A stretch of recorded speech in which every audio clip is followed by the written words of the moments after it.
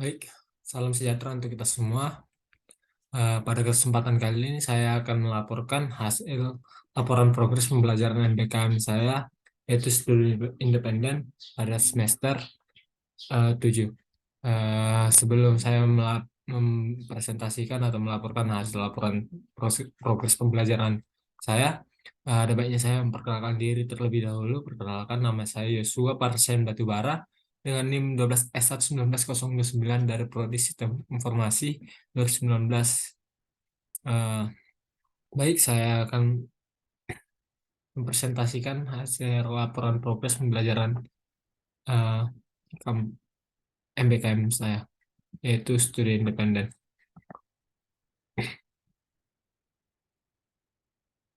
Di mana pada minggu terakhir, di mana kami sudah masuk pada final project, di mana pada silabus pembelajarannya eh, pada final project diharapkan eh, peserta mampu menganalisis fashion kampus mock dataset sampai 6.3, kemudian pada 6.4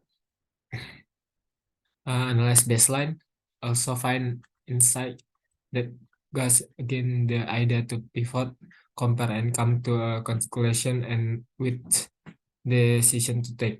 Kemudian design experiment and purpose untuk UI UX team. Kemudian implementasi web aplikasi, di mana data science melakukan analisis data untuk post change. Kemudian implementasi pada nanti 7 itu implementasi terhadap aplikasinya juga. Kemudian pada nanti 8 itu analyze result and present calculation, di mana kita menganalisis hasil dan mempresentasikan kesimpulan dari capaian final project. Di mana untuk metodenya itu diberi uh, dalam tiap minggu. Jadi setiap minggu kami berlaporan untuk hasil uh, pencapaian dalam seminggu, progres apa yang diberikan. Nah, uh, jika dihitung total jamnya itu 405 jam.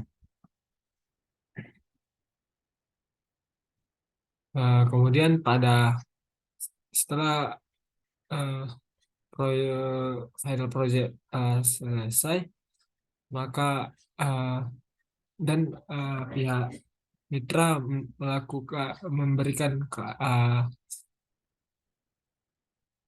live session untuk career preparation, di mana mereka membimbing dan memberitahu atau sharing session dan mengarahkan kita bagaimana untuk karir kita ke depannya. Jadi dalam career preparation itu data science menyiapkan portofolio, kemudian case study portofolio, kemudian bagaimana data science CV, kemudian bagaimana eh, bagaimana data science itu direkrut gitu. Jadi mereka akan bertahu dan memberi pengalaman bagaimana seorang data science mempersiapkan diri dalam melamar kerja nantinya.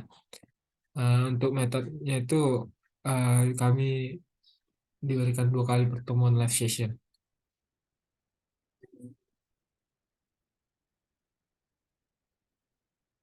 Model pembelajaran yang diterapkan, yang pertama itu self learning, di mana membaca buku, membaca reference, menonton video, record ataupun yang diberikan, kemudian self project. Kemudian untuk projectnya itu ada yang individual dan ada yang tim project. Kemudian untuk mentorshipnya itu mentorship regular, uh, ad hoc, ad hoc mentorship, cycle mentorship, dan rotate mentoring. Kemudian untuk live sessionnya itu live session with expert speaker dan reflection. Nah, untuk lainnya seperti Fandai untuk acara yang lainnya seperti Fandai, dan car preparation. Untuk laporan pembelajaran per minggu, di mana yang pertama itu memahami detail tentang berbagai teknik regresi, kemudian memahami boosting method, kemudian memahami teknik untuk meningkatkan akurasi model, terus kolaborasi dengan track lain, analisis dan temukan wawasan hasil berdasarkan khusus. Nah, untuk track lain itu UI UX, eh, kemudian untuk kesimpulan akhir proyek, kemudian pentingnya portofolio case study, kemudian cara menulis case study di Medium, kemudian cara membangun CV yang baik di LinkedIn, kemudian personal branding. Capaian pembelajaran. Peserta diharapkan mampu eh, menganalisis dan menemukan insight dari sebuah data. Kemudian peserta eh, diharapkan mampu eh, memberikan rekomendasi berdasarkan eh, ber- berdasarkan analisis dan insight. Kemudian peserta peserta mampu melakukan tracking dan collecting terhadap implementasi web.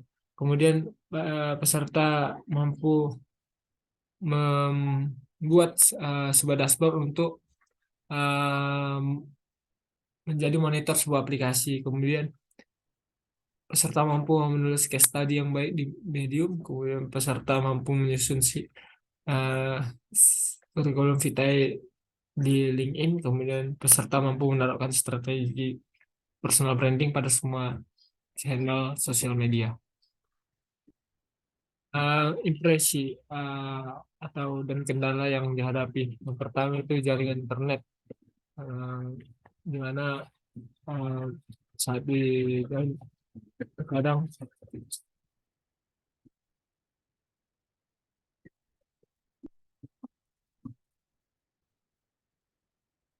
terkadang juga masih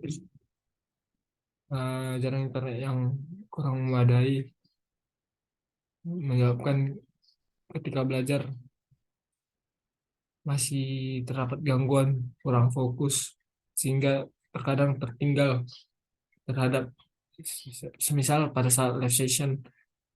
Jadi untuk kendala masih jaringan masih sangat berpengaruh.